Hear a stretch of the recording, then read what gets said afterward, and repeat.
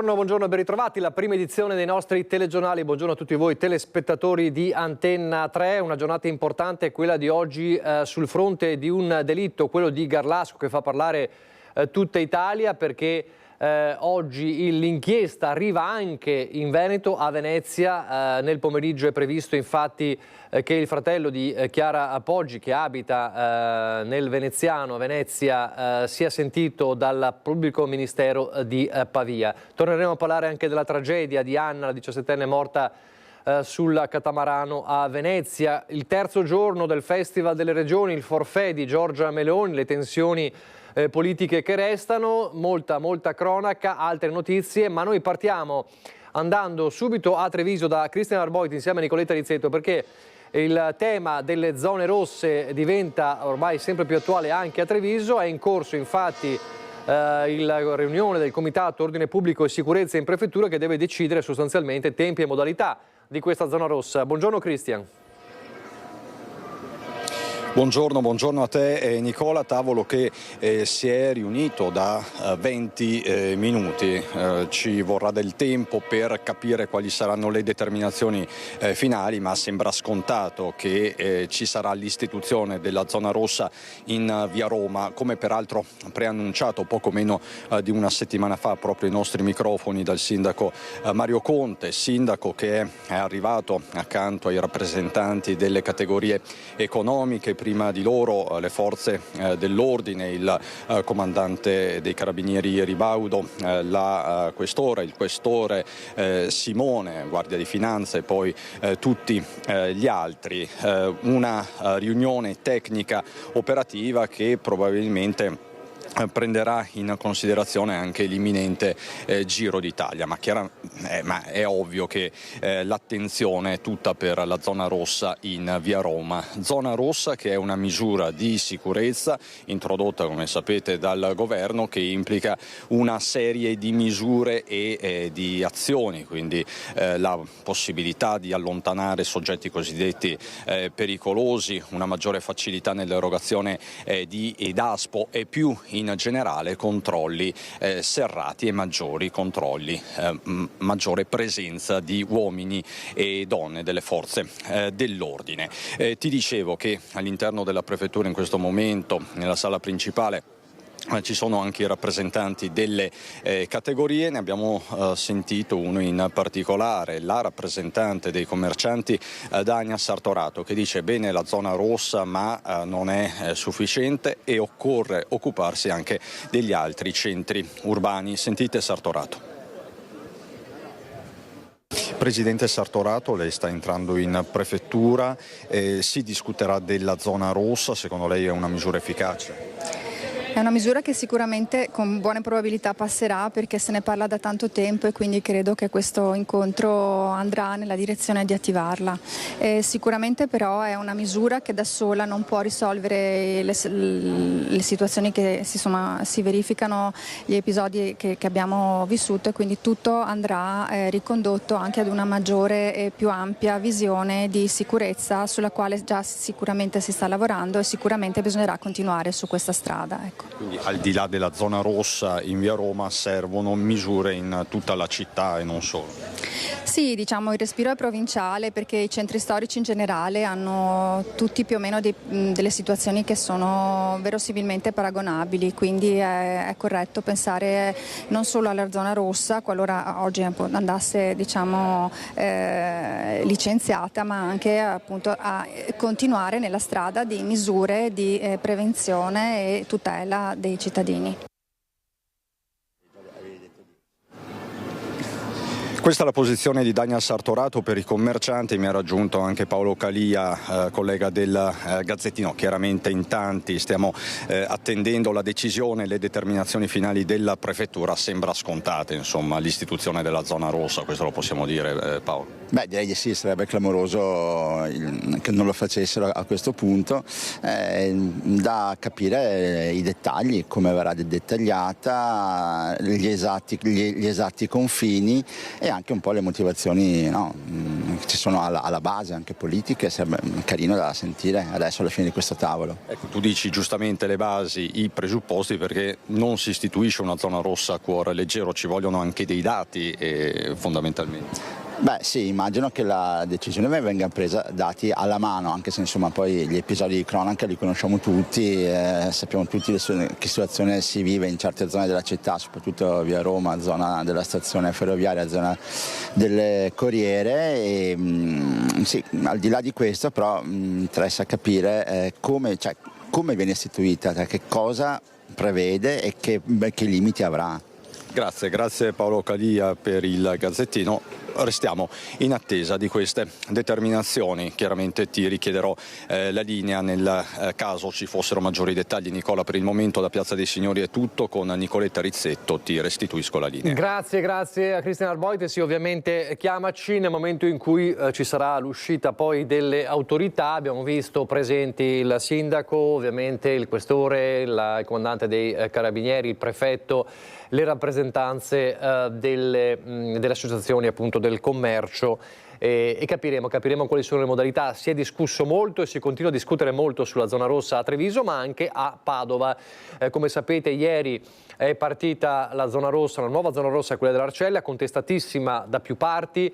E allora il tema di dibattito che è stato protagonista ieri sera a Ring, con il nostro anche sondaggio che ha premiato l'efficacia della zona rossa per il 95% di voi telespettatori, quasi 6.000 chiamate in poche ore. C'è stato un confronto anche acceso tra il senatore leghista e sottosegretario della giustizia Andrea Ostellari, che è di Padova, che è dell'Arcella, tra i principali promotori di questa soluzione poi adottata dalla prefettura, e Marco Zabai, consigliere comunale a Treviso del Partito Democratico, ma che conosce molto bene la realtà di Padova perché ci lavora e come rappresentante del Partito Democratico insomma contesta la zona rossa anche a Treviso. Sentite cosa si sono detti ieri sera a Ring. La situazione diciamo di negatività di un quartiere lasciato all'abbandono è ormai conosciuto da tutti coloro che abitano in quel quartiere. Ci saranno probabilmente anche coloro che ovviamente non sono d'accordo, questo non lo discuto, ma francamente io credo che stiamo parlando di evidentemente figli di un'azione ideologica. Ci sono anche quelli ovviamente che sono contrari alle forze dell'ordine presenti sul territorio. Noi francamente invece diciamo che non dobbiamo avere paura delle forze dell'ordine, non dobbiamo avere paura della polizia, dei carabinieri, della Guardia di Finanza se è in numero maggiore rispetto a quello che c'era ieri. Noi siamo contenti se ci sono. Quelli che devono avere paura sono i criminali, sono gli spacciatori che finalmente quindi magari se ne andranno da quella zona, perché loro sì devono avere paura della polizia, non noi. L'Arcella non è più quella che portava lo stigma di un quartiere problematico, di un quartiere da cui appunto scappare, anzi sta diventando un quartiere che sta vivendo sempre di più, ricordo anche il passaggio del tram, insomma è un quartiere che è molto grande, un quartiere praticamente un paese a sé, che non merita di essere riportato indietro in termini di nomea, perché non è possibile, stante il discorso di Ostellari, praticamente se non cambia niente, se è tutto a posto, se non ci sarà niente, se non più controlli, allora questo perché deve valere per l'Arcella di più che non per altre zone di Padova, ma dico anche di altre zone delle città. State raccontando un sacco di bugie. Non sto raccontando nessuna bugia, perché se il provvedimento che va a coprire un'area dove vivono 40.000 persone e si ritiene che tutta quella zona diventi una zona rossa con tutte le conseguenze del caso, perché non mi si può dire che quali sono le conseguenze? Mi dica quali sono le conseguenze. La conseguenze, senatore, è che non ci saranno semplicemente più controlli, come dice lei, che sono auspicabili in diversi punti delle nostre città, a cui servirebbe probabilmente un investimento in organico delle forze dell'ordine che permetta, perché guardate, dire che devono aver paura i criminali in quella zona, che se ne andranno. Sì, ma dove vanno? Dove vanno questi criminali? Si spostano un po' più in là. State facendo una campagna mediatica ed esclusivamente ideologica. Siete voi che state facendo la campagna mediatica usando gli strumenti di governo, che è ancora peggio. E il prefetto io lo continuo a difendere perché sta adempiendo a un suo dovere, che è quello peraltro applica non leggi decidere che avete fatto voi, quindi nel senso sta facendo attraverso il Comitato per l'Ordine e la Sicurezza Pubblica e stanno esaminando i dati. Oggi l'Arcella è in quella situazione e viene chiesto quindi l'intervento di maggiore presenza delle forze dell'ordine. Ma non serve fare una zona rossa per fare più controlli e più fra presenza. 3 mesi magari quella zona viene spostata e magari viene messa altrove, non c'è viene messa alla guizza, come diceva non serve lei, la zona rossa per fare più controlli. Insomma, il dibattito è aperto da Padova a Vicenza, dove zona rossa non c'è, ma c'è molta attenzione sulla questione sicurezza dopo anche gli ultimi episodi che sono accaduti in centro storico. Ieri in prefettura si è fatto il punto sui numeri della criminalità in città registrati nei primi 5 mesi dell'anno. Fine settimana di controlli serrati in centro storico, potenziati alla luce del recente episodio di aggressione e violenza avvenuto in piazzale De Gasperi, che ha portato all'identificazione di tutti i 6 giovani coinvolti, sottoposti ad Daspo. Tutti e 6 giovani sono stati identificati e sottoposti ad Daspo. Per un anno non potranno più entrare in centro storico. Se lo faranno avranno un aggravamento, un allungamento del periodo e saranno denunziati per un reato ben preciso che si chiama violazione degli ordini della pubblica autorità, articolo 650 del codice penale. Il messaggio è quello che certe cose non resteranno impunite. Su certi comportamenti deve esserci tolleranza zero, su questo non c'è dubbio. Ovviamente tutti noi dobbiamo anche renderci conto che stiamo parlando di comportamenti lesivi dell'ordine pubblico, ma in un quadro che non è un quadro di per sé preoccupante. Elicottero dall'alto e unità cinofile a supporto per l'operazione ad alto impatto che ha portato al controllo di 123 persone in totale, di cui 52 stranieri, 20 minori, 9 i pregiudicati identificati. Controllate anche alcune attività commerciali, in una delle quali è scattata la contravvenzione per la vendita di alcolici a minori. Non ci saranno zone rosse in città, ha ribadito il prefetto, ma si darà continuità all'azione di controllo anche nei prossimi fine settimana. Di gang non si può parlare perché, come avete sentito poco fa anche dal resoconto delle forze di polizia, non c'è una organizzazione tanto da far parlare di bande o di gang. Ci sono dei gruppetti che vanno cercando probabilmente occasioni di impiego sbagliato del proprio tempo. C'è un disagio giovanile, questo sì, però possiamo dire che ci sia un po' in tutta Italia, non è un problema di Vicenza in particolare, è un disagio giovanile che nasce negli ultimi anni, o meglio si rinforza negli ultimi anni, è abbastanza forte nelle ultime generazioni e che non può essere affrontato e risolto soltanto con la repressione. Nell'occasione è stato fatto il punto sui numeri degli interventi che da gennaio a maggio sono stati portati a termine nel capoluogo, contando sulla presenza massiccia delle forze dell'ordine sul territorio. Effettuati oltre 6.000 controlli da parte del personale della Polizia di Stato, identificate 9.481 persone, registrati 13 furti e 6 rapine dalla Polizia di Stato, a cui si aggiungono i dati registrati dal Comando dei Carabinieri, che nello stesso periodo ha ricevuto 441 denunce per furti e 14 rapine. Interventi quotidiani dell'Arma che nei 5 mesi in esame hanno portato a 180 soggetti denunciati e 27 arresti. Qual è la percezione della gente a Vicenza? Sentiamoli. Cosa ci vorrebbe per rendere più sicuro il centro? Un miracolo. Guardi, non ho nient'altro da dire. Ho abitato più di 20 anni all'estero in Olanda, ho lavorato per tanti anni all'aeroporto di Amsterdam e Vicenza non è più la Vicenza di 30 anni fa. Non mi piace la sensazione di insicurezza che ho quando giro a Vicenza per la sera, perché non c'è gente che circola, c'è poca gente, ecco, questo forse, la sensazione di vuoto, di desertificazione del centro. Sicuramente più controlli da parte delle forze dell'ordine e anche interventi reali, nel senso che il controllo con il vigile che si ferma e poi va via, come dire, non risolve, nel senso che bisognerebbe muoversi proprio per evitare che certe persone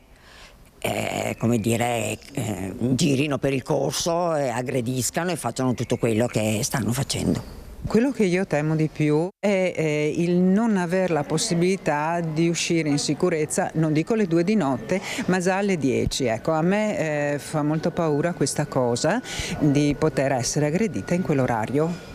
Per me, ma soprattutto per le ragazze più giovani. Ecco. Questione di educazione da parte delle famiglie nei confronti soprattutto di certi ragazzi, non solo stranieri, italiani di seconda generazione, non solo quelli, e poi anche un po' di rispetto. No, non è un problema di integrazione neanche secondo me, è un problema di tutti, indipendentemente dalla nazionalità.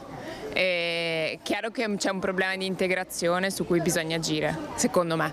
Prima di tutto ho visto stamattina i vigili in bicicletta e quella è già una bella cosa, perché le camionette dell'esercito e quelle della polizia che vanno non servono a nulla come deterrente, ecco. Perciò questa è una cosa. Poi spostano la droga, chiudono il campo marcia da una parte e questi vanno in Corso Fogazzaro da quell'altra, lei capisce che qua non ci siamo, ecco. La presenza delle forze dell'ordine è un tentativo di, tra virgolette, tamponare la situazione. Poi bisogna risolvere i problemi alla radice, perché appunto è ovvio che poi nel discorso mediatico si legge che il tipo ha rubato e questo ha rubato, è straniero, questa cosa qua.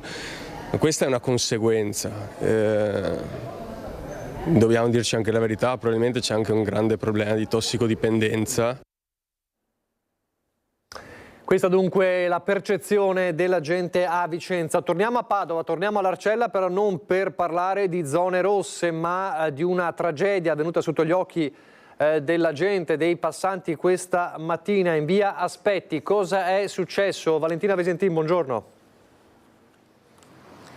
Sì, buongiorno dall'Arcella, è vero, siamo nel cuore della zona rossa, ma oggi parliamo di un dramma che è avvenuto qualche ora fa, proprio qui all'angolo tra via Aspetti e via Temanza, dal balcone del sesto piano che adesso vi sta inquadrando il collega Federico Cibotto. Un uomo è caduto e si è schiantato al suolo.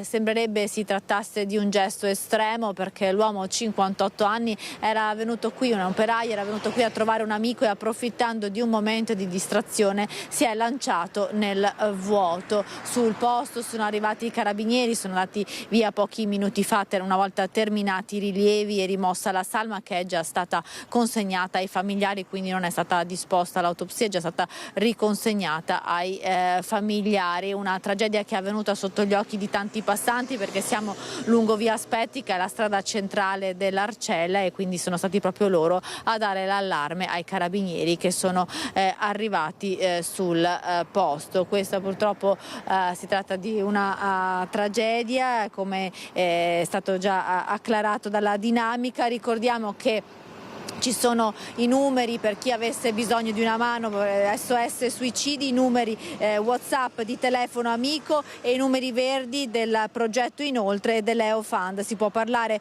con i volontari per ricevere un sostegno anche telefonico. Dall'Arcella è tutto, la linea può tornare allo studio. Grazie a Valentina Visentin. L'omicidio di Anica Panfile, siamo tornati nella Marca trevigiana, 21 anni e 6 mesi la richiesta del pubblico ministero per Franco Battaggia, accusato di aver ucciso la 31enne romena. Il legale dell'uomo ha consegnato ai giudici delle dichiarazioni spontanee dell'imputato. In aula Franco Battaggia ha ascoltato la requisitoria del pubblico ministero, chiesti 21 anni e 6 mesi per l'80enne imprenditore accusato di aver ucciso Anica Panfile. La donna scomparve nel nulla il 18 maggio 2023 e fu trovata morta lungo il Piave Aspresiano 3 giorni dopo da un pescatore. Il procuratore della Repubblica Marco Martani e il sostituto Maria Giulia Rizzo, che insieme rappresentano la pubblica accusa, hanno ripercorso tutte le tappe dell'inchiesta che ha portato all'arresto di Battaggia. Secondo la procura non ci sono dubbi, lui ha ucciso la mamma 32enne romena. Un delitto di impeto provocato dalla cocaina che entrambi avevano assunto quel pomeriggio. Dopo l'omicidio l'imputato l'avrebbe avvolta in un tappeto e con l'aiuto di una panca da esercizi ginnici avrebbe caricato il corpo dentro un furgone pick-up prima di scaricarla nel canale della Vittoria. Sono state concesse le attenuanti generiche, ma gli è stata contestata la recidiva. Era già stato condannato per l'omicidio volontario di un nomade. un episodio di tantissimi anni fa che nulla c'entra con quello che è una situazione come quella di oggi, è un precedente penale, quindi l'hanno valorizzato in senso negativo e a mio giudizio quello è stato uno degli elementi che ha pesato molto nell'indirizzare univocamente le indagini da parte degli inquirenti nella fase iniziale, cosa che ha a mio giudizio pregiudicato l'esito o la possibilità di verificare ipotesi alternative che erano presenti già all'inizio delle indagini e che non sono state percorse. Illegale anche consegnato delle dichiarazioni spontanee di Battaglia. Sostanzialmente delle dichiarazioni spontanee in cui lui ha giustificato la sua presenza in località Palazzon, che è dove gli inquirenti ritengono che insomma, la zona dove sia stato gettato il cadavere. Quindi lui ha ammesso sostanzialmente di essere passato di là? Sì, come tante altre volte, come abbiamo dimostrato tecnicamente nel corso dell'istruttoria, lui era una zona che frequentava.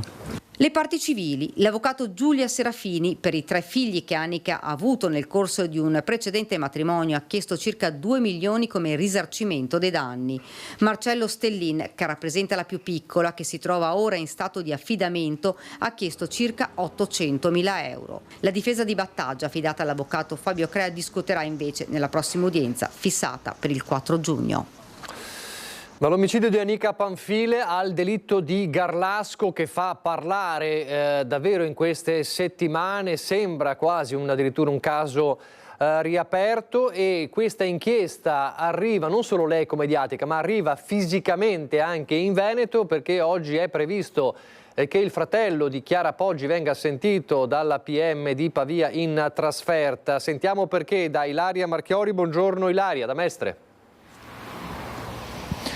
Sì, buongiorno a te Nicola, buongiorno ai nostri telespettatori. Hai detto bene, Marco Poggi oggi sarà sentito qui a Mestre alle 14. A Mestre perché Poggi vive e lavora qui ormai da qualche anno, e la questione è che in contemporanea, ovvero alle 14, saranno sentiti invece in procura a Pavia anche il suo amico di vecchia data Andrea Sempio, che è iscritto nel registro degli indagati in questo nuovo filone di indagine dell'inchiesta di Garlasco, e Alberto Stasi, il fidanzato di allora di Chiara Poggi, che è stato condannato, è finito in carcere e attualmente è in semilibertà. Dunque un interrogatorio in contemporanea a tutti e 3. Marco Poggi è qui a Mestre, anche se non è dato sapere dove, perché su questo c'è il massimo riservo. Potrebbe essere nella caserma dei Carabinieri di Mestre alle mie spalle, oppure a Venezia, in altre caserme, o addirittura in procura, ma probabilmente hanno voluto mantenere la riservatezza per evitare la presenza della stampa. Questa modalità comunque di interrogatorio in contemporanea da alcuni è stata definita un po' anomala in questo filone di indagini, che appunto però è anche il caso di dire vede per la prima volta una precauzione diretta rispetto a una possibile fuga di notizie. Vedremo che cosa accadrà dunque nelle prossime ore. Ma in città si sta affrontando e si sta indagando su un altro caso, ovvero la morte della studente 17enne Anna Chiti, avvenuta sul catamarano 2 giorni fa.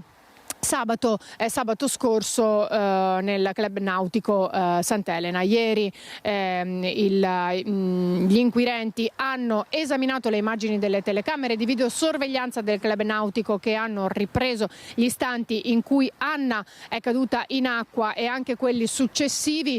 Da un primo esame dei medici che si sono recati sul posto, che hanno cercato di rianimarla per ben 2 ore, sembrerebbe che sia morta per annegamento, perché sul corpo non ci sarebbero state importanti ferite da taglio che potrebbero essere state causate a quel punto dall'elica in movimento, ma con tutta probabilità la procura disporrà l'autopsia, il cui incarico dovrebbe essere conferito a breve. Ancora un altro dettaglio che è emerso è che Anna stava lavorando, ma non era stato fatto al momento appunto alcun contratto di lavoro tra l'armatore skipper e appunto la 17enne. Tra l'altro le sue mansioni sembra fossero quelle di hostess, che appunto accompagnava e seguiva i turisti, e quindi anche di interprete, visto che conosceva parecchie lingue, e non mansioni a bordo delle imbarcazioni, versione confermata anche dal papà di Anna, Umberto Chiti. Dunque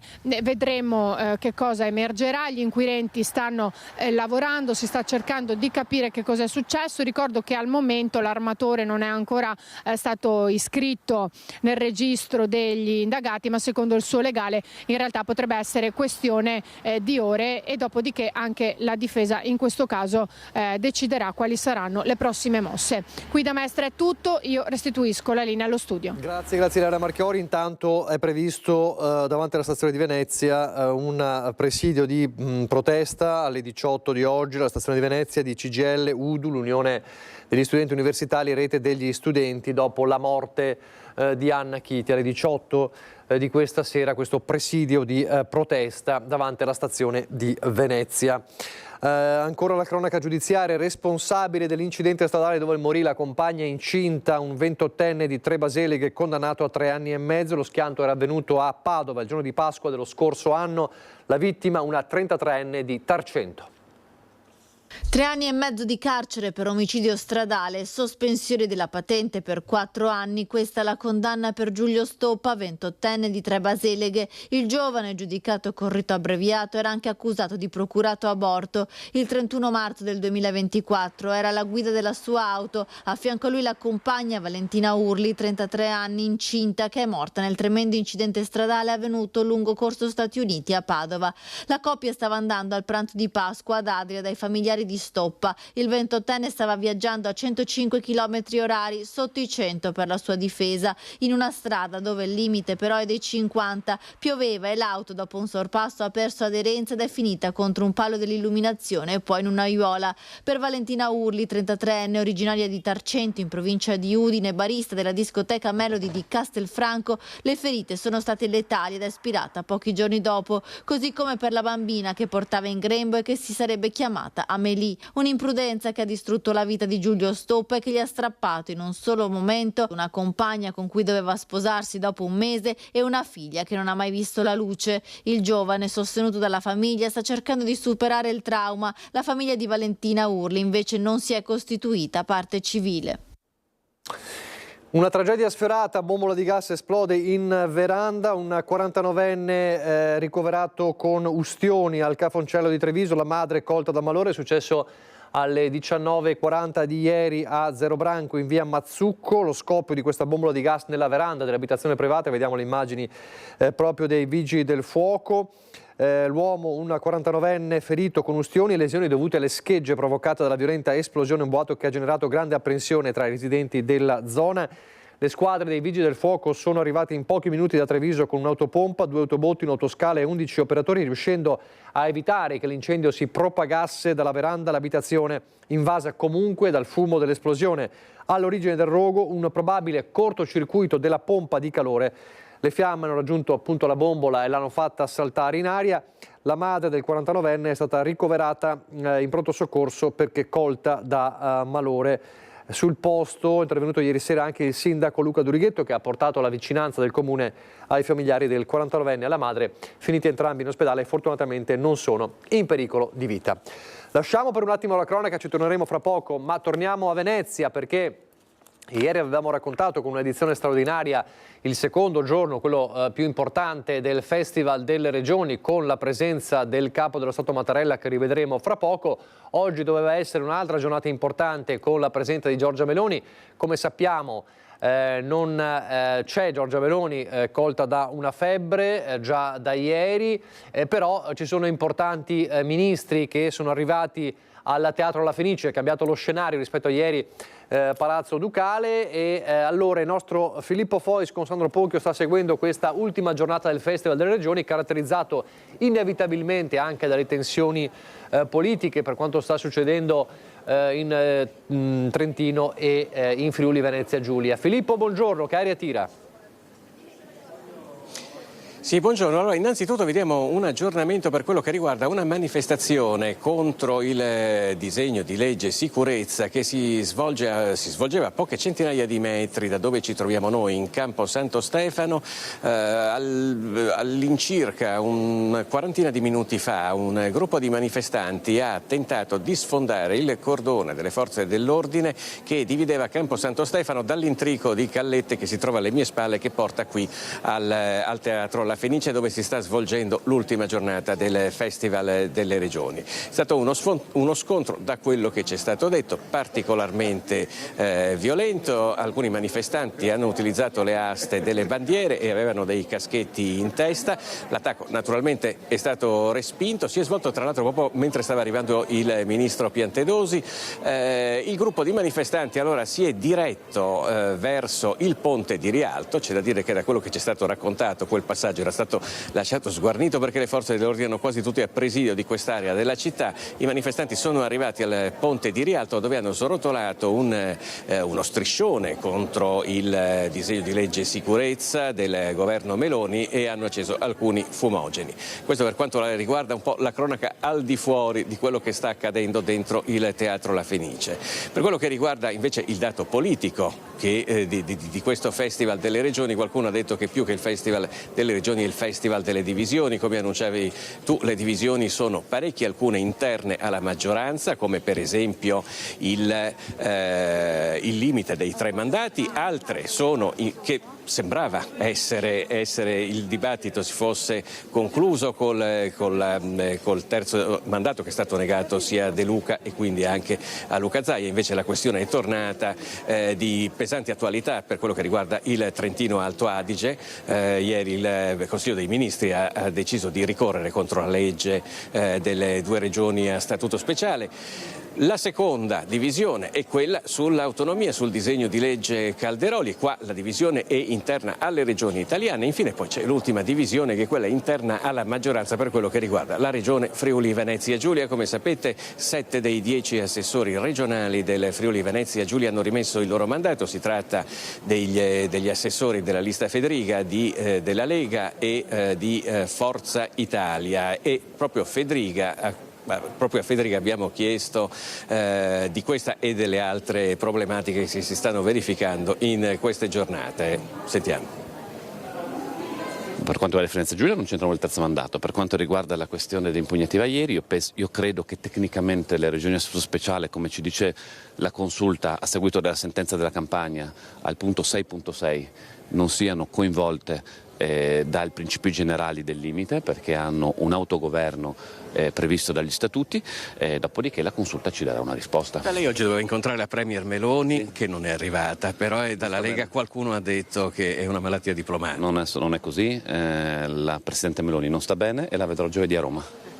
Cosa le dirà? Non ci sia, però poteva essere un'occasione. Non mi dispiace che non ci sia, però posso capire che la Presidente del Consiglio è una persona, non è qualcosa di estraneo dall'essere umano, che quindi può ammalarsi. Cosa vi direte giovedì, dice? Prego? Confronto solo rinviato, cosa le dirà? Beh, glielo dico a lei.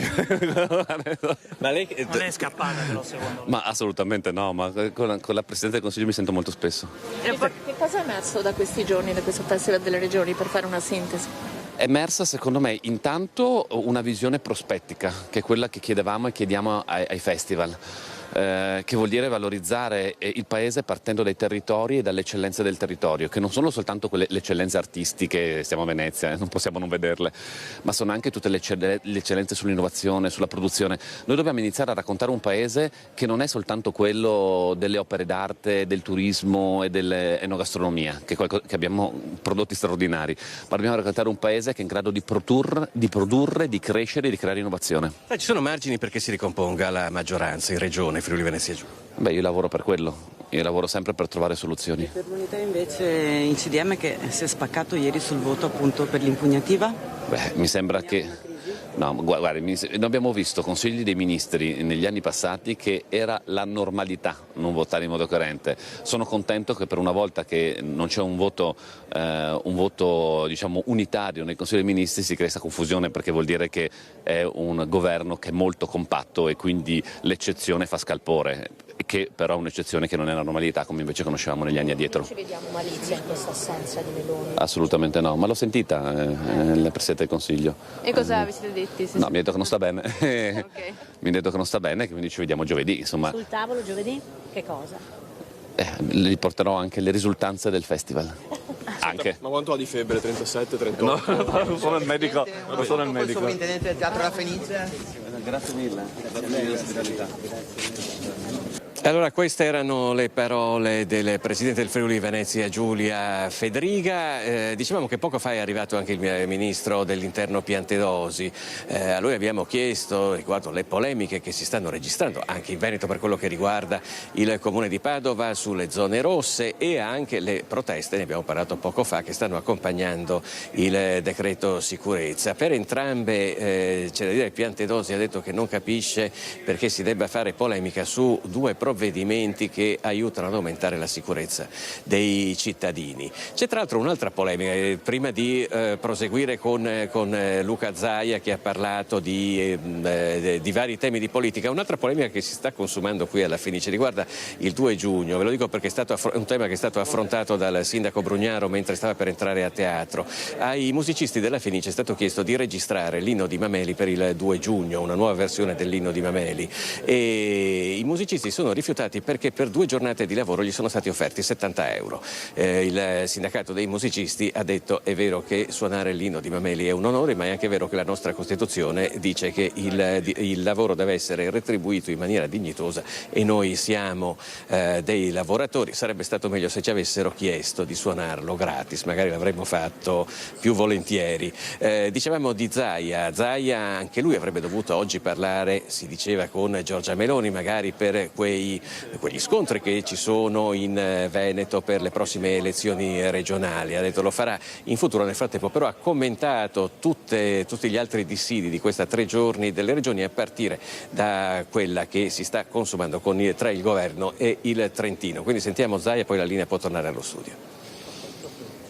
E hanno fatto bene i ministri della Lega di non votare a favore, visto considerato che non è una questione di battaglia politica, è una questione di principio, è un principio giuridico che noi abbiamo l'obbligo di difendere, visto considerato che parliamo tanto di autonomia e di indipendenza. Siamo davanti a una provincia a statuto autonomo, fra l'altro sancita dalla Costituzione, che è la provincia autonoma di Trento, che ha stabilito il suo numero di mandati, quindi è una prerogativa. Lo dice anche la Corte Costituzionale nella sentenza della Campania, della legge Campana, dice le regioni a statuto ordinario, cioè noi, non possono andare oltre i 2 mandati, ma quelle diciamo a statuto speciale hanno assolutamente la possibilità di fissare il numero di mandati che vogliono e quindi si rispettino almeno le autonomie. Salvini però l'ha derubricata come una questione locale. Ma io direi che ha detto che è una questione locale, che aggiungerei che sta diventando un problema nazionale, visto e considerato che siamo nella dimensione, è ovvio che si decide localmente il numero dei mandati, ma è altrettanto vero che se finisce in Corte Costituzionale ci sarà dibattito e immagino che la Corte non possa smentire se stessa, visto e considerato che con la sentenza Campana si va nella direzione di dire che è stato scritto nero su bianco che le regioni a statuto speciale possono determinare il numero dei loro mandati, quello a statuto ordinario no. Ecco, la Lega appunto ha votato contro e adesso quali saranno le prossime mosse, appunto, visto che come detto anche dal punto di vista giuridico non c'è una base per quello che è stato? Ma guardi, non glielo so dire, io non sono nella stanza dei bottoni, mi occupo di Veneto, penso che comunque adesso si andrà in Corte Costituzionale, questa legge impugnata dal governo italiano verrà giudicata dalla Corte Costituzionale e immagino che la Corte possa confermare quello che ha già detto nella sentenza della Campania, ovvero che le regioni a statuto speciale possono definire il loro numero di mandati. Su questo e su altri temi, qualcuno ha detto questo più che il Festival delle Regioni è il Festival delle divisioni. Ma assolutamente no, perché noi siamo compatti, votiamo tutta l'unanimità, da destra a sinistra, i governatori passando per il centro, e per la Lega votano assolutamente l'unanimità. Abbiamo un bel spirito di squadra e quindi penso che questo l'abbiamo confermato. Non avete infatti mai visto dibattiti tra governatori. Un commento invece sulle parole del Presidente Mattarella, ha parlato molto di autonomia e sanità. Beh, il Presidente Mattarella ci ricorda sempre l'articolo 5 della Costituzione che dice che l'Italia è una, indivisibile, che riconosce e promuove le autonomie puntini puntini. Questo per dire che il Presidente è giusto, diciamo, garante della Costituzione. Prova ne sia che, ricordo, l'ho ricordato anche ieri, la Corte Costituzionale si è espressa 3 volte con il nostro referendum nel 2015 dando ragione a noi, e dando ragione al governo sulla legge Calderoli non cassandola e poi cassando il referendum contro la legge Calderoli. Quindi penso che di dibattito giuridico rispetto alla Costituzione non ne dobbiamo più fare, adesso si faccia l'autonomia. Quella di oggi della Meloni è una malattia diplomatica, come ha detto qualche leghista. Ma no, guardi, il Presidente del Consiglio probabilmente ha avuto delle defiance dal punto di vista fisico, non lo so, immagino, ma non è un'assenza strategica. Aggiungo anche di più che io ho un ottimo rapporto con lei, siamo stati colleghi anche ministri assieme, so che sta facendo un grande lavoro, si sta impegnando, soprattutto sul fronte della politica estera. Noi abbiamo un momento di rinascimento come Italia che è unico, era anni che non si vedeva più l'Italia in prima fila come ora. Allora, Zaia in questa intervista di stamattina rilasciata al nostro Filippo Fois e Sandro Ponchio ha citato il capo dello Stato Mattarella, grande protagonista della giornata di ieri. Allora, adesso c'è la pubblicità, ripartiremo proprio da quello che ha detto ieri Mattarella a Venezia e poi sentiremo anche i governatori del centro-sinistra. Fra pochissimo. Rieccoci in diretta. Allora, prima di vedere Mattarella andiamo subito a Treviso, conferenza stampa perché è stata decisa la zona rossa dal 26 maggio per 40 giorni a Treviso. Sentiamo cosa sta dicendo il sindaco Conte. Leggermente meno coperte rispetto al centro, però voglio dire, gli investimenti da parte nostra continuano in città e nei quartieri con targa system, videocamere, quindi noi ci presentiamo a tutti i bandi ministeriali possibili e immaginabili perché l'obiettivo è quello di rendere il nostro territorio comunale tutto sempre più sicuro, e devo dire che grazie a questa sinergia che si è creata riusciamo a ottenere dei risultati importanti. Vi prego di comunicarlo anche voi che stiamo ottenendo dei risultati importanti, cioè non dimentichiamoci mai che rappresentiamo una città e una provincia tra le più sicure a livello nazionale, cioè non vorrei che passasse un messaggio diverso perché a volte sembra quasi che non lo fossimo. Quindi grazie e adesso attendiamo di vedere anche i risultati che porterà la zona rossa. Solo puntualizzare che la nostra attenzione su tutte le zone della città e sulla provincia continuerà massima. Siamo consapevoli di avere, per quanto concerne la zona che verrà delimitata come zona rossa, uno strumento in più per contrastare la pericolosità sociale di alcuni soggetti e quindi uno strumento che ci permette di poterli allontanare per il periodo e per la durata in cui ci sarà questa zona rossa. Ciò non di meno, le altre zone della città saranno adeguatamente vigilate come abbiamo fatto sino ad oggi e saranno adottati tutti gli strumenti di prevenzione che abbiamo già a disposizione nei confronti dei soggetti che hanno determinati precedenti penali e di polizia e che si rivelano pericolosi per l'ordine e sicurezza pubblica. Quindi la nostra soglia di attenzione continua ad essere alta, così come lo è stata in tutti questi mesi. I confini di questa zona rossa? I confini. Do proprio la zona rossa sarà in linea con la circolare dell'ordinanza del Ministro, sarà circoscritta nelle zone delle infrastrutture ferroviarie e dei quartieri adiacenti, perché sono le zone di maggior degrado sociale, per cui Piazzale Duca d'Aosta, Viale Alcide De Gasperi, Via Lungosile Mattei, Riviera Santa Margherita, Via Reggimento Italia Libera, Via Fratelli Bandiera, lato Porta Altinia. Nell'area vengono ricomprese le Largo di Porta Altinia, Via Roma, Via Orioli, Via Tommaso da Modena, Via Girolamo da Treviso, Via Giustinian Recanati, Via Pietro di Dante e Via Dandolo.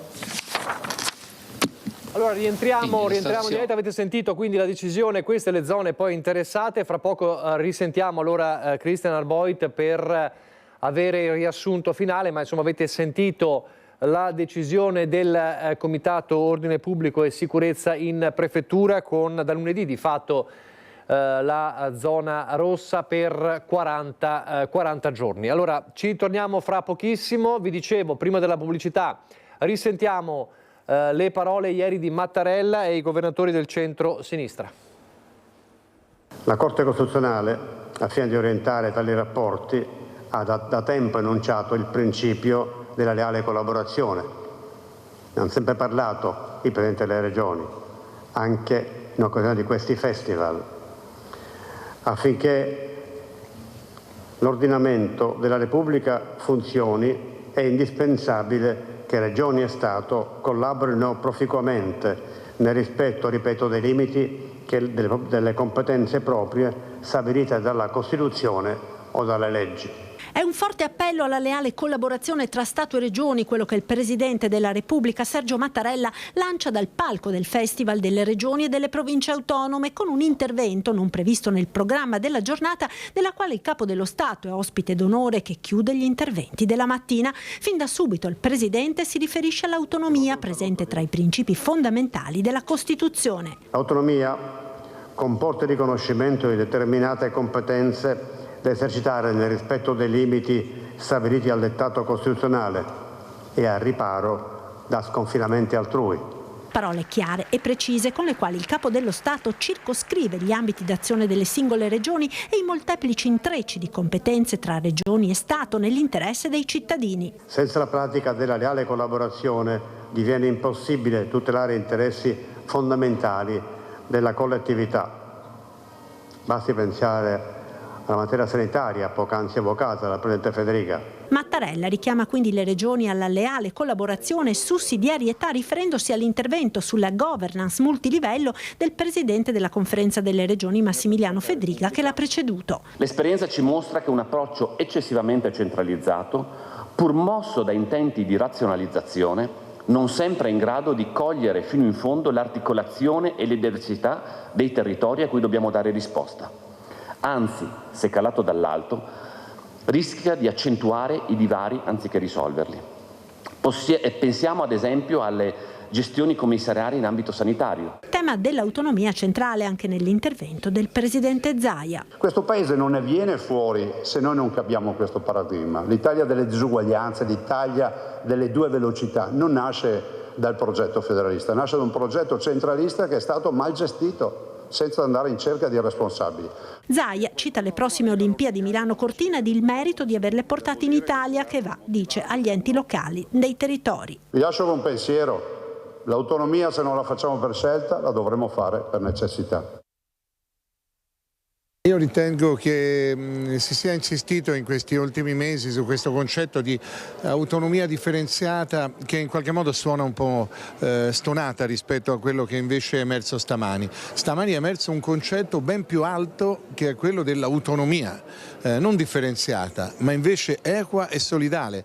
Si fa presto a dire autonomia, ma è chiaro che a Palazzo Ducale ognuno abbia la propria idea e se la tenga pure stretta. L'autonomia differenziata di cui parlano Luca Zaia e Massimiliano Fedriga non è quella dei colleghi Dem, Gianni per la Toscana o il pugliese Emiliano, che davanti al Capo dello Stato lancia allo stesso Zaia una stoccata e marca la differenza di vedute. Ringrazio Luca Zaia, che ha un po' approfittato oggi,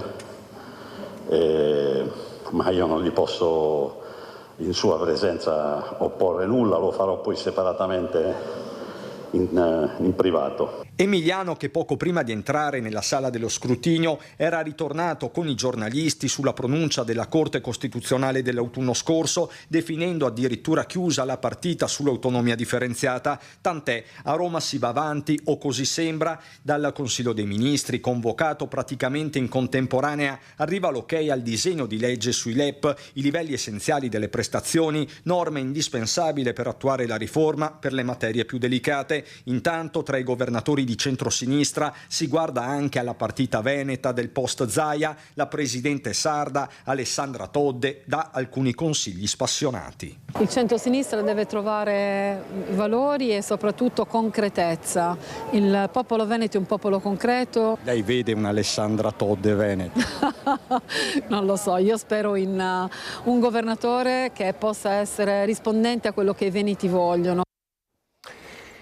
Allora, questo è il riassunto un po' della giornata di ieri. Vi ricordo che fra poco ci ricollegheremo alla fine della conferenza stampa dopo l'intervista di diritto con Cristina Arboita a Treviso. È stata decisa dunque la zona rossa dal 26 maggio, da lunedì per 40 giorni. Tutti i dettagli fra pochissimo, li abbiamo comunque sentiti in diretta dalle parole del sindaco Mario Conte e del questore di Treviso. Intanto sul fronte della giustizia, che è strettamente collegato a quello della sicurezza, ci sono importanti novità sul Tribunale della Pedemontana. I sindaci di Bassano, Cittadella e Castelfranco, infatti, insieme a categorie professionali ed economiche, saranno ricevuti domani dal ministro Nordio. Ci aggiorna da Bassano Mirko Cavallin con Renzo Rigon.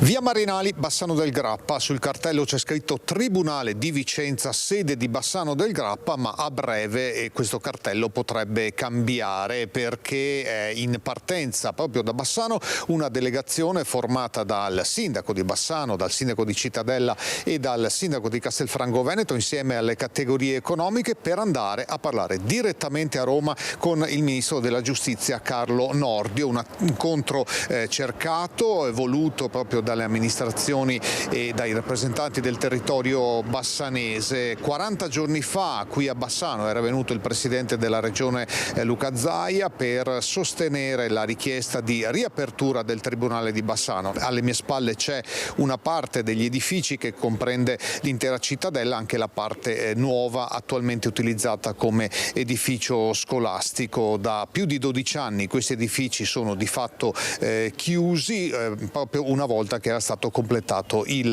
restauro. E allora su questo incontro a Roma abbiamo interpellato con Ferdinando Garavello il primo cittadino di Bassano del Grappa, Nicola Finco.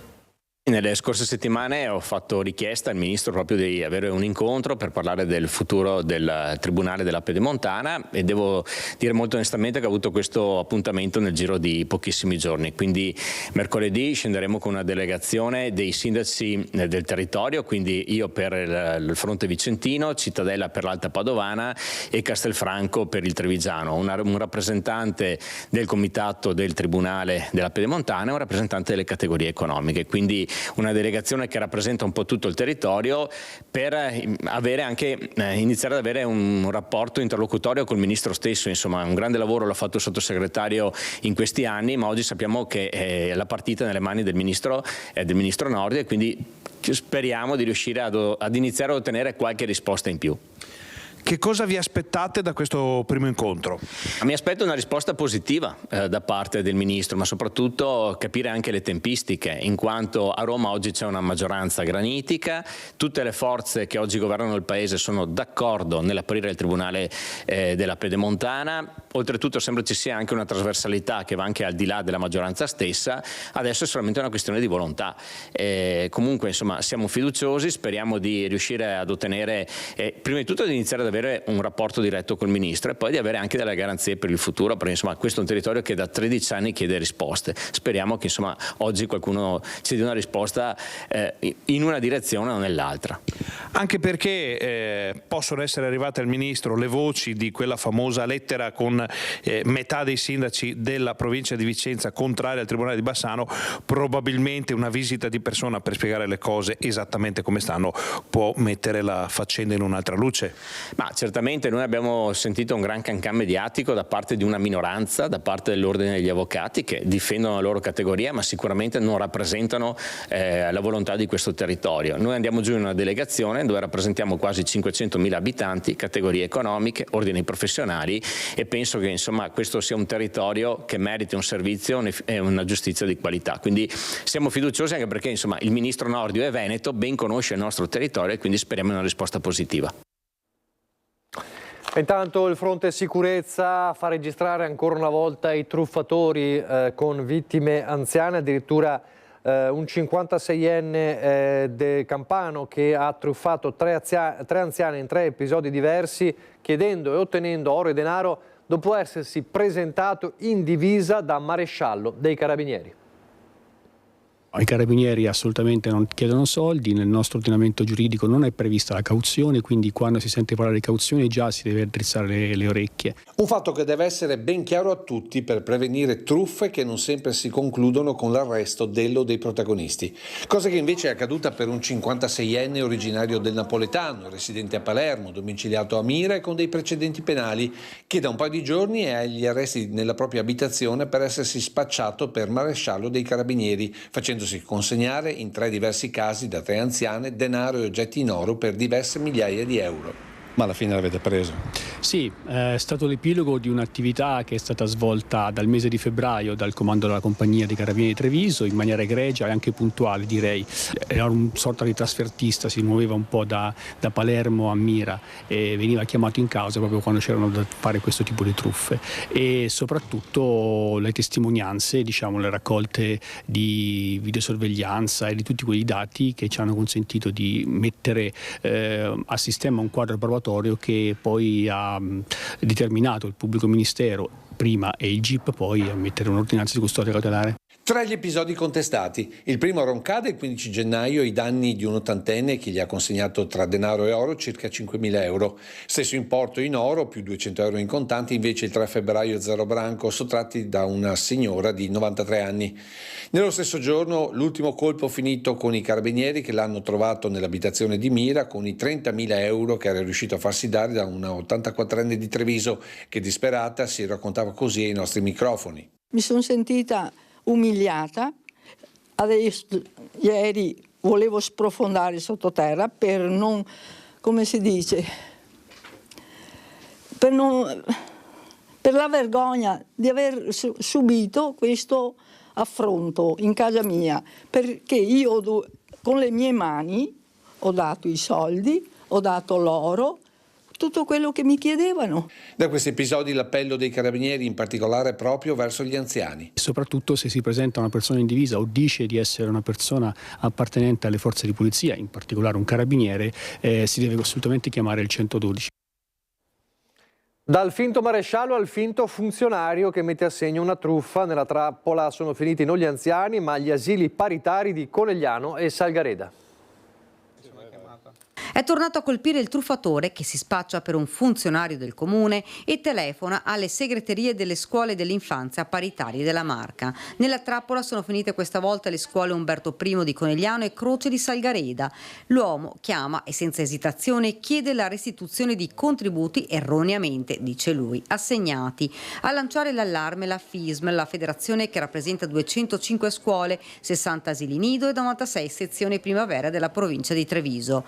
In caso di errore dei fondi, spiega la presidente Simonetta Rubinato, la comunicazione per la loro restituzione verrà effettuata dagli enti preposti sempre e solo formalmente via PEC e non certo telefonicamente. In ogni caso, anche se i gestori dovessero ricevere PEC di questo tenore, sono invitati a trasmetterle ai nostri uffici per un'opportuna verifica. Raccomandiamo a tutti massima attenzione. L'appello alle scuole: se doveste ricevere telefonate con tentativi di truffa, siete invitati a contattare le forze dell'ordine e a sporgere formale denuncia tramite legale rappresentante. E poi furti in casa come quello avvenuto a Bassano del Grappa. Siamo a primavera inoltrata e non si fermano questi furti e le spaccate addirittura nelle abitazioni.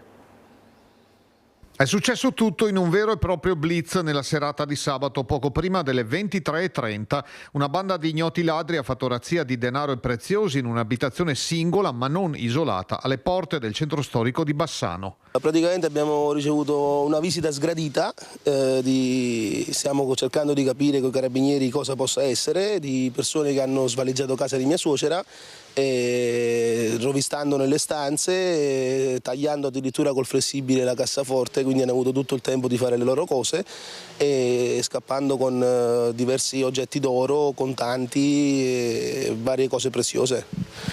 L'idea che vi siete fatti è che siano arrivati non dalla strada principale ma dalla retro? No, perché nella strada principale comunque ovviamente stiamo ancora valutando con i carabinieri, con i vicini, stiamo verificando varie telecamere, però si presuppone che siano scappati dal retro della casa.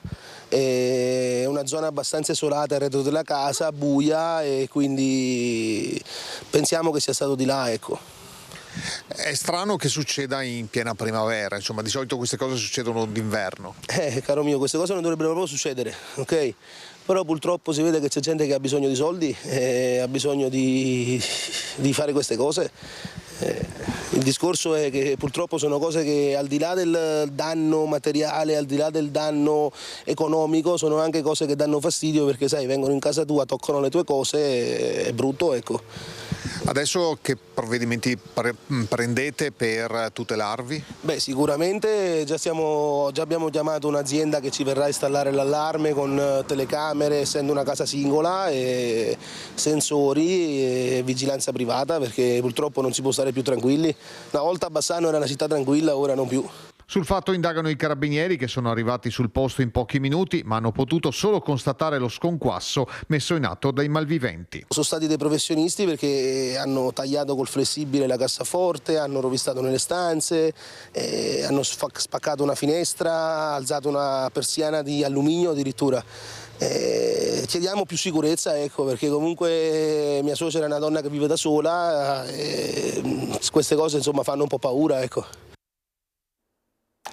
Restiamo nel Bassanese con la movida molesta e i controlli straordinari dei carabinieri. 3 persone denunciate per eccesso di alcol alla guida. Monitoraggio dei locali pubblici e degli avventori perché siano chiare le regole di civile convivenza, soprattutto negli orari serali. Con questo obiettivo i carabinieri della compagnia di Bassano del Grappa hanno eseguito la scorsa notte una serie di controlli in tutto il territorio. 7 le auto di istituto impiegate con 15 militari a bordo, supportati dal nucleo cinofili di Torreglia. Il bilancio finale di 3 persone denunciate per guida in stato di ebbrezza. Si tratta di un 52enne di Bassano trovato alla guida con un tasso alcolico di 1,58 grammi litro, mentre un 21enne di Mussolente neopatentato viaggiava a Romano Dezzelino con un tasso di 1,77. A entrambi è stata ritirata la patente di guida, così come un 28enne di Nove che conduceva il veicolo con 0,58 grammi litro di tasso alcolico. Nel corso del controllo sono stati segnalati al prefetto per consumo di sostanze stupefacenti 2 minorenni di 16 e 17 anni di Bassano del Grappa, nei pressi di uno dei locali della Movida, sempre a Bassano, trovato e sequestrato 1 grammo di cocaina di cui qualcuno si era liberato poco prima del controllo. Torniamo nel Padovano dopo i casi di vandalismo, lo ricorderete, nei confronti della villa del dottor Crisanti da parte di attivisti Novax, che era successo nel Vicentino. Ieri un nuovo attacco nella stessa matrice a un ufficio postale di Padova. La polizia però ha rintracciato e arrestato l'autore di quest'ultimo gesto. È stato arrestato l'autore dei vandalismi alle vetrate e ai muri dell'ufficio postale di via Facciolati a Padova. Si tratta di un 30enne italiano originario di Reggio Emilia, già noto alle forze dell'ordine per altri deturpamenti e risultato senza fissa dimora.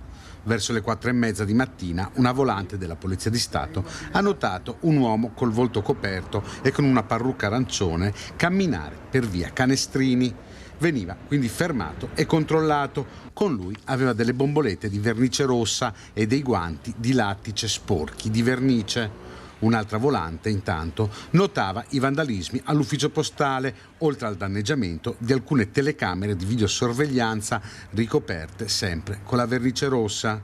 Il 30enne, privo di documenti, è stato quindi portato in questura per l'identificazione e arrestato per i danneggiamenti. Il questore ha emesso nei suoi confronti la misura dell'avviso orale.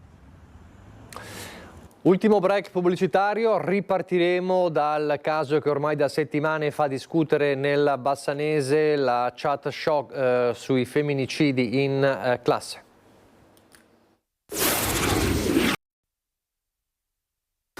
Io Io non ci sto, stop alla violenza di genere, inchiostro rosso su lenzuolo bianco e la scritta che alcuni studenti di classe quarta e quinta hanno voluto appendere all'esterno del liceo Jacopo da Ponte di Bassano. La fissione è stata autorizzata dal dirigente scolastico professor Mario Tedesco. Nelle altre scuole del centro studi bassanese, che accoglie ogni giorno migliaia di studenti, l'argomento è ovviamente sulla bocca di tutti e la collocazione davanti all'ingresso nella frequentatissima via Tommaso d'Aquino non può aver lasciato indifferenti tutti coloro che in queste ore vi sono passati davanti. La reazione dei giovani con questo striscione è già un primo importante segnale che il grave errore che è stato commesso si possa correggere e che il clamore mediatico esploso in questi giorni non nasconda il tanto di buono che nei giovani c'è e può crescere anche grazie all'esempio e all'aiuto degli adulti e dell'intera società. Il sondaggio shock partito in una chat di classe di una delle scuole superiori bassanesi una decina di giorni fa era stato cancellato in breve tempo. La notizia, rimasta per diversi giorni nell'ambito dell'informazione locale, ha poi assunto tutt'altra dimensione una volta arrivata sui tavoli delle redazioni nazionali di quotidiani e telegiornali. La gravità di quanto accaduto però non cambia, anche se la cassa di risonanza ha avuto il suo ruolo. Questa dichiarazione rosso su bianco è già un secondo segno di risposta dei giovani, dopo la lettera di alcuni studenti da noi divulgata nei giorni scorsi, in cui si chiedeva una presa di posizione delle istituzioni scolastiche. Sulla vicenda della chat di classe nella scuola del Bassanese arriva una prima presa di posizione ufficiale da parte dei dirigenti scolastici del coordinamento della rete territoriale di Bassano del Grappa e Asiago. I dirigenti esprimono una ferma condanna per un gesto che, al di là della sua apparente superficialità, rivela una preoccupante mancanza di consapevolezza del rispetto dovuto alla vita, alla dignità delle persone e al dolore delle famiglie coinvolte. Nella lettera si stigmatizza il modo in cui la vicenda è stata inizialmente divulgata attraverso i social e i media, spesso con toni sensazionalistici e senza la necessaria riflessione educativa. La rapidità con cui è stata rilanciata un'immagine così dolorosa, dicono i presidi, senza un contesto né un pensiero formativo, rischia di trasformare un episodio grave in uno strumento di esposizione mediatica piuttosto che in un'occasione di crescita collettiva, mettendo in ombra o dimenticando le energie positive che vengono da tanti studenti e studentesse che si impegnano per una società migliore. La scuola, pur nella sua funzione essenziale, non può sostituirsi al ruolo delle famiglie, dei media, delle piattaforme digitali e dell'intera comunità educante. È l'avvertimento delle scuole, che confermano di essere a fianco di famiglie, istituzioni, associazioni e media nell'impegno a contrastare ogni forma di violenza verbale, simbolica e culturale, affinché nessuno possa più ritenere accettabile l'idea di trasformare in gioco ciò che è tragedia e dolore reale. Allora, siamo tornati in diretta, questo gli ultimi aggiornamenti sul caso terribile di quel sondaggio sui femminicidi, chi merita di più di morire, chi meritava di più di morire nella classe di quella scuola superiore del Bassanese. Restiamo in provincia di Vicenza, ma torniamo in città per parlare di cantieri TAV. In alcuni quartieri ad ovest cominciano i primi lavori e anche i primi problemi. Il punto della situazione con il consigliere delegato Angelo Tonello. Per quanto riguarda appunto il secondo lotto funzionale, sono già operativi i cantieri tra Altavilla e Ponte Alto, si possono ben vedere nella zona di Olmo dove si sta costruendo il nuovo sottopasso che sostituirà l'esistente, nonché nella parte di zona industriale a nord della ferrovia dove sono già in corso i primi lavori dei rilevati ferroviari. Nei cantieri della TAV che avanzano da ovest verso il capoluogo, gli operai dunque stanno progressivamente iniziando a intensificare i lavori che interesseranno la città per i prossimi anni. Un cronoprogramma che il Comune sta seguendo nel rispetto delle priorità. Dentro la città invece si arriverà, per quanto riguarda la parte ferroviaria del progetto, solo dopo aver demolito i condomini che sono ancora oggi occupati da 16 famiglie che noi come Comune insieme alla Prefettura stiamo lavorando per la loro ricollocazione perché nessuno rimarrà senza un'abitazione. E per quanto invece riguarda le opere stradali, e parlo soprattutto delle opere che verranno realizzate a sud della ferrovia lato ferroviari, queste opere non inizieranno prima di fine anno. Nei giorni scorsi però è stato avviato un primo lavoro in notturna che ha destato preoccupazioni nei residenti per il livello eccessivo dei rumori registrato all'esterno del cantiere. È stato un cantiere che ha creato disagi, su cui però ARPA aveva fatto molte misurazioni e da fronte di queste misurazioni, una volta elaborate, si si ricercheranno quelle che sono le possibili mitigazioni che possano ridurre i disagi, che purtroppo comunque disagi ce ne saranno. Sono comunque i lavori notturni, sono in numero e in durata limitati, non saranno lavori che dureranno mesi, quindi non avremo mesi di notti con lavori in uno stesso punto, ma saranno sempre lavori che dureranno qualche notte in più punti lungo la linea ferroviaria, che però dopodiché chiuderanno e lasceranno più spazio a lavori diurni. Va migliorata forse la comunicazione? Allora, noi come Comune abbiamo chiesto ad IRICAV di migliorare la comunicazione che fanno nei confronti del pubblico, e oltre alla questione del parcheggio affrontiamo anche la questione del lavoro notturno, in maniera anche da preparare le persone ai disagi che ci potranno essere, dando indicazione non solo del tipo di disagio ma anche della sua durata, perché anche questo cambia molto la percezione di quello che poi è il disagio stesso. Allora, torniamo a Treviso, un collegamento flash con il nostro Christian Arboit. L'abbiamo visto proprio in diretta con le parole del sindaco Mario Conte e del questore Alessandra Simone, la decisione della zona rossa in via Roma dal 26 maggio per 40 giorni. Allora, Christian. Sì, Nicola, siamo in attesa di rientrare dal prefetto Sidoti per ulteriori approfondimenti, ma come hai detto te, scatta la zona rossa nel quadrante di via Roma, parliamo di un'area di circa 1 chilometro quadrato, questo dal Put al Sile per intenderci. Questa sarà la zona quindi monitorata dal 26 maggio per 40 giorni, quindi i soggetti pericolosi potranno essere allontanati nel caso di episodi al di sopra delle righe. Ci saranno maggiori controlli da parte delle forze dell'ordine, maggiore facilità nella somministrazione di DASPO urbani, quindi una misura di sicurezza, una misura di polizia che scatterà, lo ripeto, dal 26 di maggio. Lo ha annunciato il prefetto Sidoti, lo avete sentito, il questore ha dato l'elenco puntuale delle vie interessate, quindi si cambia il registro da lunedì. Avete ascoltato in presa diretta anche gli appelli del sindaco Mario Conte per la collaborazione di tutti i cittadini, e poi appunto ci sarà una terza gamba, così l'ha definita il prefetto, che sarà presentata la prossima settimana.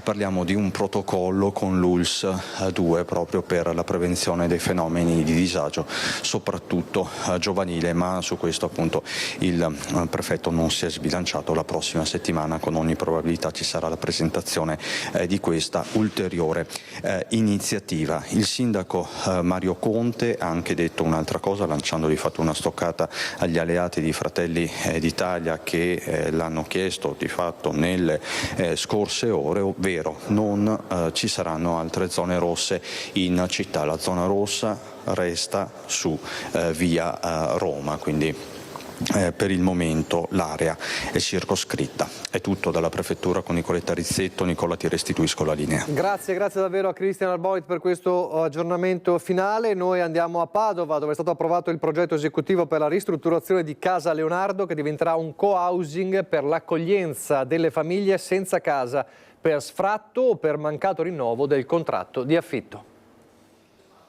Un'ex scuola che diventerà una casa per accogliere temporaneamente le famiglie sfrattate che non riescono a trovare subito una nuova abitazione. Casa Leonardo, in via dei Colli a Padova, è una risposta all'emergenza abitativa che di anno in anno riguarda sempre più nuclei familiari. L'intervento in oggetto riguarda la ristrutturazione e la realizzazione di un complesso di co-housing con mini alloggi per l'accoglienza di piccoli nuclei familiari e spazi comuni destinati alla socializzazione. Un servizio temporaneo che permetterà ad alcuni nuclei che vengono sfrattati o che si trovano, come succede oggi, soprattutto con le persone anziane, a non vedersi rinnovato il contratto, ad avere un luogo dove andare anziché essere messi all'interno di strutture alberghiere, un luogo dove avranno degli spazi diciamo di privacy, ma anche degli spazi condivisi all'interno del quale entreranno in un programma per cercare poi di trovare un nuovo alloggio e di riprendere diciamo un modo diverso, ecco, più più diciamo normale di abitazione. Il problema delle persone che rimangono senza casa a Padova è significativo per il comune, che nel 2023 ha seguito 133 nuclei familiari, saliti a 174 nel 2024. Nella grandissima maggioranza dei casi questi nuclei familiari sono accolti provvisoriamente in strutture alberghiere con una spesa media mensile per il comune di 2.100 euro.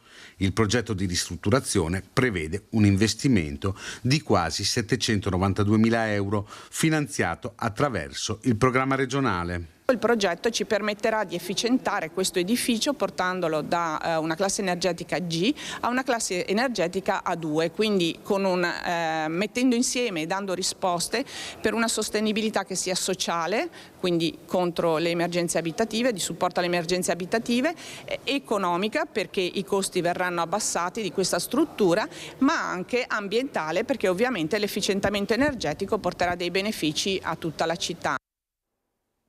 Restiamo a Padova, ha fatto tappa a Fontaniva l'operazione Fiumi di Legambiente con alcuni dati non del tutto rassicuranti sul Brenta. Le acque chiare, fresche e dolci sono ormai rimaste quasi solo nella memoria poetica. Il corso del Brenta, monitorato in 6 punti da Legambiente nella 5ª edizione di Operazione Fiumi, presenta dati in gran parte poco rassicuranti. I nostri campionamenti effettuati lungo il Brenta hanno evidenziato alcune criticità in merito alla qualità della depurazione delle acque, in particolare a Cadoneghe e a Piove di Sacco. E altri punti a Fontaniva e Chioggia invece superano di poco il limite consigliato da ARPAV, ma è importante mantenere l'attenzione. I rilevamenti riguardano la presenza di Escherichia coli, ovvero i batteri fecali, la cui abbondanza sarebbe dovuta alla forte piovosità dell'ultimo periodo. Secondo le normative vigenti, il limite consigliato allo scarico è 5.000, a Cadoneghe era il triplo, a Piove di Sacco più del doppio, ma sopra la soglia di 1.000 indicata da ARPAV si comincia a prendere in considerazione la possibilità di porre delle restrizioni per l'uso irriguo. L'acqua potabile, in ogni caso, non presenta contaminazione da Escherichia coli e questo è un dato fondamentale vista l'importanza del Brenta. Il fiume Brenta ha ancora adesso diversi problemi, anche perché qui ci sono i pozzi da cui si estrae l'acqua ad uso umano per 1,5 milioni di persone nel Veneto. Saranno pronti solo entro fine anno i dati su glifosato e PFAS, che sono più complessi da elaborare.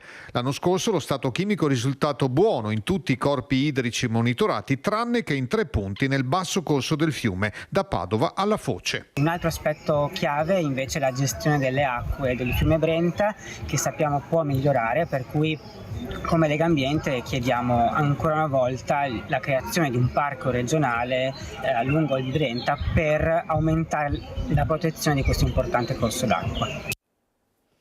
Restiamo nel Padovano con un'antica serie di tombe risalenti all'età del ferro ritrovate nell'area in cui sorgerà il nuovo studentato di via Campagnola, proprio nella città del Santo. Una necropoli con una decina di tombe del periodo preromano, attestato al V e VI secolo prima di Cristo, è stata trovata in via Campagnola a Padova, dove l'università sta costruendo un nuovo studentato. Un ritrovamento importante che arriva nella stessa area dove solo pochi anni fa era stata ritrovata una necropoli con ben 220 tombe. Già nel 2023-2024, durante gli scavi dove poi sono state edificate le aule, sono state trovate più di 220 tombe appartenenti all'epoca romana, quindi stiamo parlando degli inizi del II secolo d.C.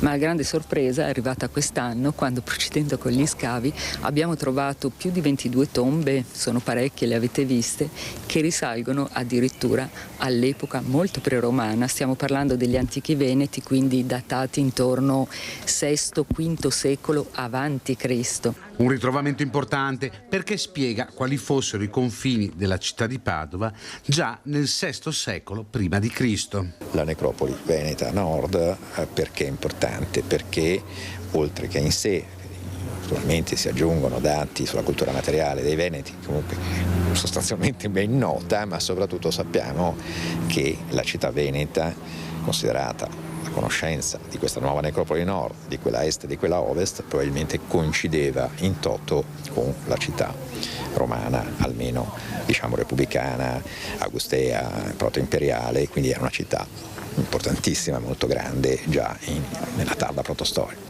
Tra le tombe anche la sepoltura di un cavallo, animale totemico dall'importante significato simbolico e rituale. La tomba ad oggi più ricca, contenuta all'interno di una grande scatola di legno quadrangolare, è caratterizzata da un corredo di almeno 36 reperti che denotano un livello sociale elevato. Ora i reperti verranno studiati e catalogati, poi i lavori per lo studentato riprenderanno. Riteniamo che nell'arco di 3 settimane lo scavo possa essere finito, completato e quindi a quel punto lasciato, diciamo, alla parte edilizia, sempre con la supervisione degli archeologi naturalmente, perché un ruspista non è in grado di capire se sta sfondando qualcosa oppure no. Torniamo nella Marca. Ieri tantissime persone a Treviso hanno partecipato ai funerali di Carlo Durigon, per tutti Carletto Aerode, storico oste appassionato di carrozze e cavalli che incuriosì anche il compianto Enzo Tortora, che voleva portarlo in trasmissione a Portobello. Carlo ha intrapreso quel viaggio che immaginiamo con una bella carrozza trainata da cavalli, viaggio nel quale è necessario però portare con sé solo la cosa più importante, che è la nostra vita vissuta e specialmente ciò che abbiamo donato agli altri. Un'immagine, ma anche il senso di una vita nelle parole del parroco di paese nel giorno del funerale di Carlo Durigon, per tutti Carletto Aerode. Un'osteria, la sua, davvero speciale, dove c'era spazio per tutti, per quelle ciacole tipiche trevisane che poi sfociavano a volte in burle, a volte in iniziative di folklore, ma soprattutto benefiche. Immancabile il suo passaggio in Piazza dei Signori il giorno della Befana per distribuire le calze ai più piccoli, così come le sue carrozze che conduceva con inconfondibile tuba sulla testa. Non si è mai capito omaggio ad un tempo andato o sottile ironia verso i paroni di ieri, nobili decaduti di oggi. Un volto, un personaggio, un protagonista della Treviso gioiosa sbocciata dalle macerie della Seconda Guerra Mondiale, quando lo stare assieme compensava la povertà diffusa, come ha ricordato l'amico di sempre Gianni Marini. So staria, mai grazia, mai una parola brutta, anzi, ieri sera così eravamo stufi, tutti ce la donavamo bevevamo la nostra squita e sganasai che facevamo così in buona armonia, mangiando un panino a porchetta e il suo paninetto qua sorpresa. Amici dei cavalli che erano quasi arrivati al successo nazionale con Portobello e Enzo Tortora. Abbiamo trovato proprio Tortora e insomma mi ricordo che aveva dato uomo vestito di nero con sua bombetta, lo guardava con un fiare di sorriso, con un fiare di ammirazione, che mi spiegava la storia degli amici dei cavalli, se che abbiamo messo d'accordo, veniremo a paese a fare un'audizione. Dopo purtroppo sapevamo come era andata a finire. E l'ultimo viaggio Carletto l'ha fatto scortato proprio da carrozze e cavalli, simbolo del suo tempo, ora diventato un pezzo di storia di Treviso, ma soprattutto dei trevisani. E adesso lo sport, perché sono giorni importanti per il Giro d'Italia in Veneto. Sabato la partenza di tappa che seguiremo da Treviso e poi domenica si arriva fino ad Asiago. Culmineranno ad Asiago i 215 km della 15ª tappa del Giro d'Italia. Con 3.900 metri di dislivello, la frazione della Corsa Rosa potrebbe ridisegnare parte della classifica al termine della seconda settimana. Dopo aver attraversato le colline del Prosecco di Conegliano e Valdobbiadene, i ciclisti saliranno in cima a Grappa da Romano Dezzelino, scendendo verso Fonzaso e risalendo in quota da Primolano a Denego fino ai 1.000 metri di Asiago. Sarà una grande sfida, siamo pronti, abbiamo presentato un calendario di manifestazioni in preparazione del Giro d'Italia, c'è una grande attesa, sarà un enorme evento di grande promozione territoriale a livello nazionale ed internazionale. È una grande soddisfazione da parte nostra e ringrazio tutti gli sponsor che ci hanno sostenuto, ma anche la Regione Veneto per la vicinanza verso questa iniziativa che dà grande valore e grande prestigio ad Asiago come città turistica di livello assieme al suo altopiano, perché questa sarà la tappa dell'altopiano, visto che per la prima volta il Giro passa attraverso 4 comuni del nostro territorio.